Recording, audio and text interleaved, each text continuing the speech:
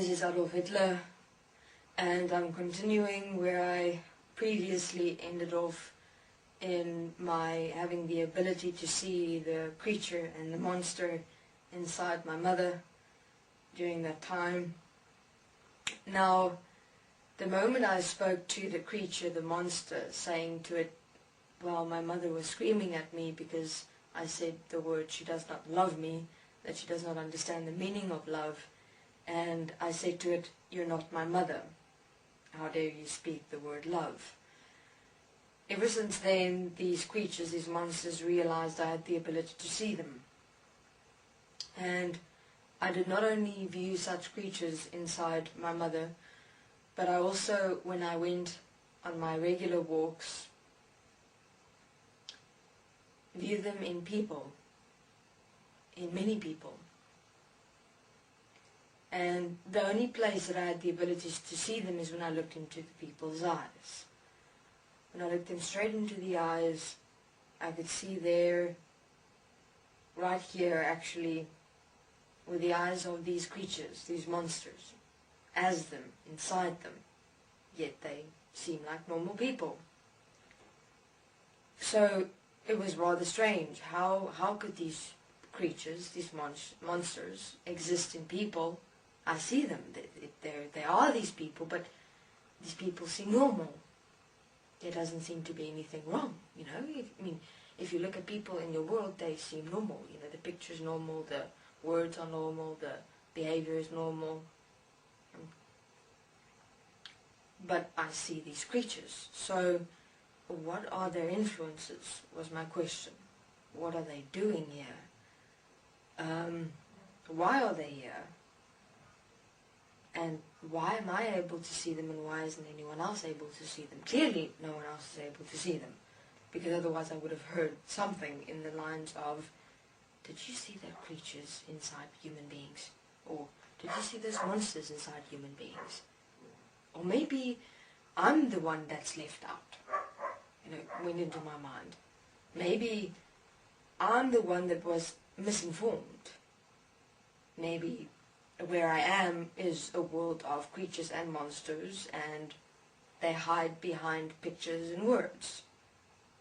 That's what it really looked like. They were hiding behind pictures, which are the people as they present themselves, and words, which is what the people speak to have you believe that they are normal. And I have one remembrance of an experience where one evening my mother was at her bedside and she prayed, and her arms, her hands on the bed, her knees on the floor by candlelight, and I saw the creature and the monster, and the creature, or the monster, as I refer to them then, inside her as she prayed, and it was laughing, it was enjoying her prayer, but in a crude way, not a hallelujah way. And as she was praying, she prayed very intensely, very specifically.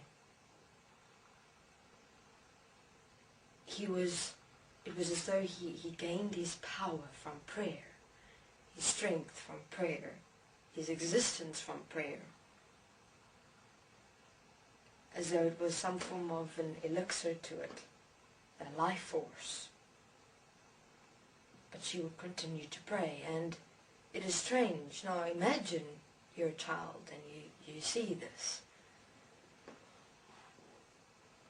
You see your mother praying, and while she's praying there is a creature or a monster gaining some form of strength and power while she's praying.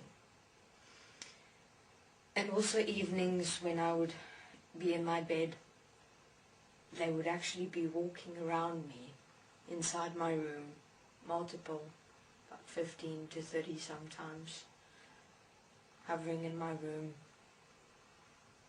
But I knew they weren't able to hurt me. I did not know at the time whether they would be able to hurt me physically. So obviously you're able to become physically hurt in this world. But in terms of who I am, no, that I was certain of. That I was certain of. So when demons, or these creatures and monsters at the time, would come near one evening, I was also in my bed, and I could experience their presence very intensely. And I had experienced myself as this light, this resonating light, as myself. And this demon or this creature or monster, whatever you would like to refer to it as, would place his eyes right on top of mine, almost hovering above me, but not completely. Huge creatures. They were black, red. They revealed to me the most ghastly picture presentation of themselves. And I just looked at this creature, this monster, and I showed him who I am. I basically opened myself up, resonated my white light. It was not, I experienced myself, it was as a white light resonating, but it wasn't a white light, it was me. And resonated it through the entire room almost, and they started running away. These creatures, these monsters. And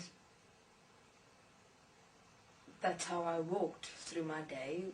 And now, by this time, I could see these creatures and these monsters everywhere. Inside people, even children, friends. And I would just remain here as the light that I am, or as I experienced myself in that moment, and they wouldn't come near me, though they'd try all strange approaches to influence me or have me become fearful, because I knew that if I allow myself to fear, or if I allow myself to become angry, if I allow myself to become anxious in any way whatsoever, they'd have power over me, because that's what they're searching for. They require fear, anger, anxiety, even love in the definition of what human beings believe it to be, joy to the definition of what human beings believe it to be, to gain power and strength. And that's what I observed during that time, and I realized I'm alone, because I couldn't find anyone that was the same as me, that looked the same as me. I searched through the being's eyes, but all I see is the creatures and the monsters, and somewhere back there, that which they are as me is suppressed. It's not here. So this is Adolf Hitler. I will continue in my next interview, where I'll be explaining where did I go from there exactly as this child. Thank you very much.